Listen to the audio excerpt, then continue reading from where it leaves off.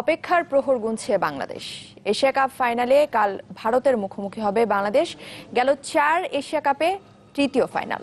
অতীত ভুলে শিরোপায় চোখ টিম টাইগার্সের। এদিকে সাকিব তামিমহীন বাংলাদেশকে সমীহ করছে আসরের সবচেয়ে সফল দল ভারত।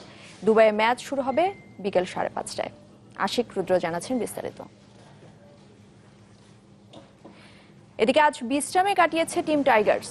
ফাইনালে থাকছে না সাকিব আল হাসান, তামিম ইকবাল। তবে আপাতত তা নিয়ে ভাবতে চান না অধিনায়ক মাশরাফি। জয়ের মোমেন্টাম ধরে রাখাই দলের লক্ষ্য। আর মাশরাফি জানিয়েছেন মানসিকভাবে দল এখন চাঙ্গা। তবে একটা ট্রফি জয় দিয়ে নিজেদের মূল্যায়ন করতে চান না বাংলাদেশ অধিনায়ক। তিনি জানিয়েছেন যেদিন তামিম ইকবাল ভাঙা হাতে ব্যাট করছিল সেদিনই এশিয়া কাপ জিতেছিল বাংলাদেশ।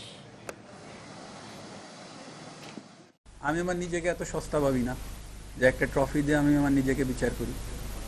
আর দ্বিতীয়ত ক্রিকেট একটা ট্রফির জন্য খেলিনি।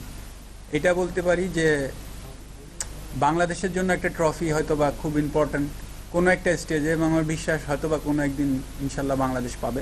তামিম ব্রোকেন ফিঙ্গার নিয়ে মাঠে নামে তখনই আমি এশিয়া কাপ জিতে গেছি।